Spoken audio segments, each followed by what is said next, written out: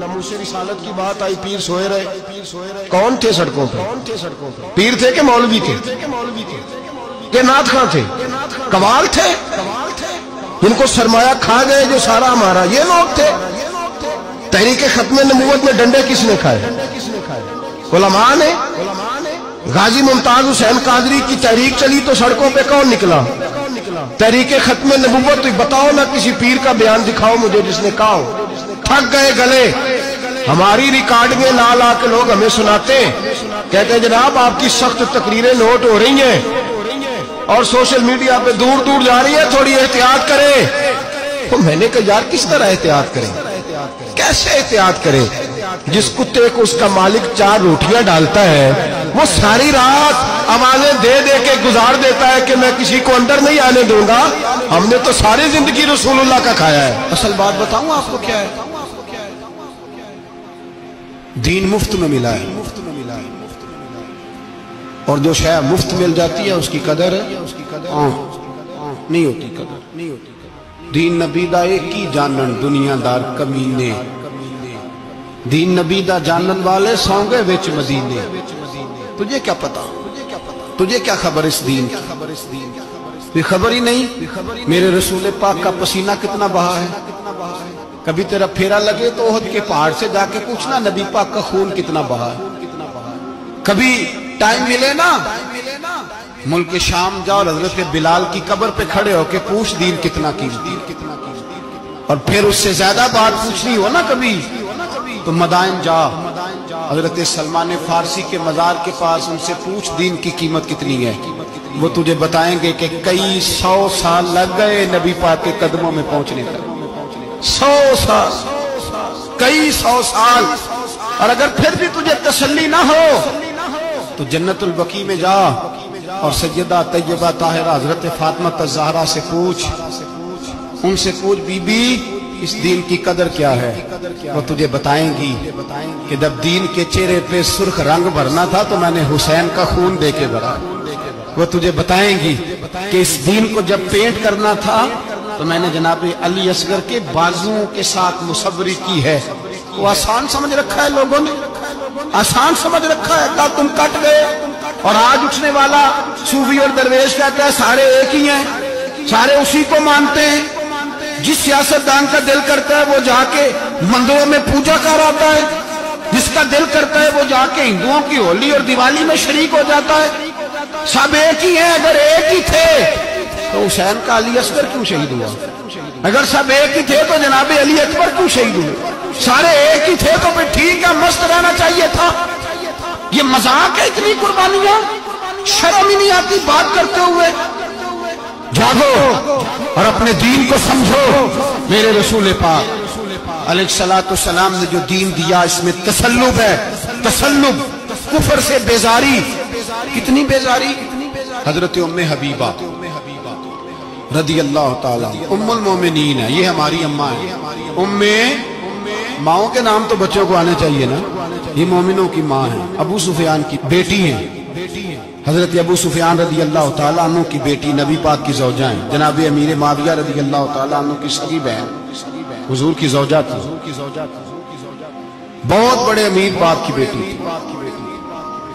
مدینے جب آئیں تو نبی پاک کے گھر میں غربت دیکھی، آزمائش دیکھی، کئی دنوں کے فقر اختیاری کے جلوے دیکھے.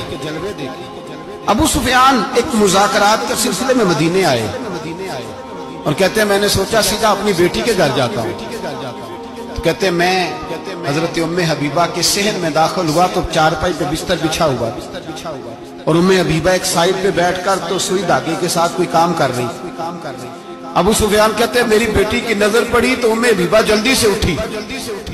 اٹھ کے بستر جو چارپائی پہ بچھا ہوا تھا وہ بستر اٹھایا، لپیٹا، اندر لے گئی. بعد میں باہر آئیں تو میں نے بیٹی کے سر پہ ہاتھ رکھا. میں نے کہا بیٹی میں سمجھ گیا، بستر پہ میری نظر پڑی ہے، لگتا ہے کئی سال پرانا ہے، پیوند بھی لگے ہوئے، تو اس لیے اندر رکھا ہی ہے کہ پرانے بستر پہ باپ کو بٹھاؤں گی، اس لیے رکھا ہی ہے. تو بیٹی امیر گھر سے آئے تو غریب گھر میں اس کی شکایتیں ختم نہیں ہوتی.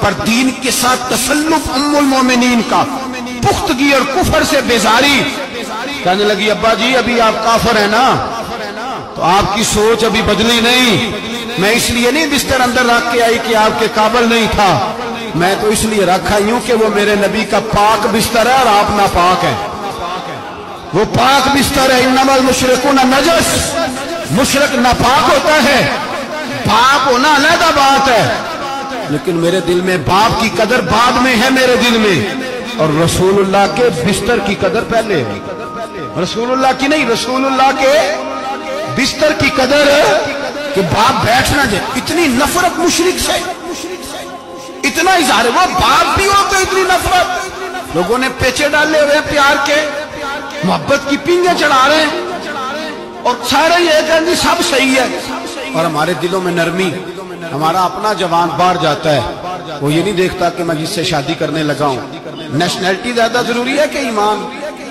پیسے زیادہ ضروری کہ ایمان، دین زیادہ ضروری کہ دولت۔ عجیب تماشا ہے، بیچتے پھرتے ہیں، فار سیل کر دیا مذہب کو، تسلط بھی نہیں، وہ خیال ہی نہیں، توجہ ہی نہیں ہماری۔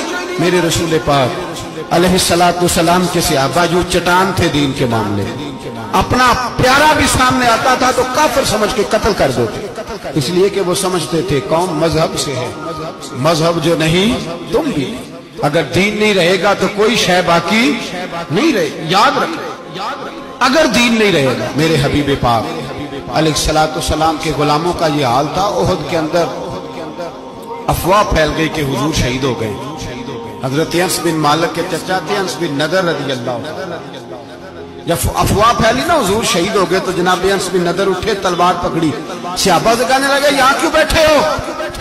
کہا حضور شہید ہو گئے، ہم کیا کریں؟ فرمایا حضور شہید ہو گئے تو ہم زندہ رہ کے کیا کریں گے؟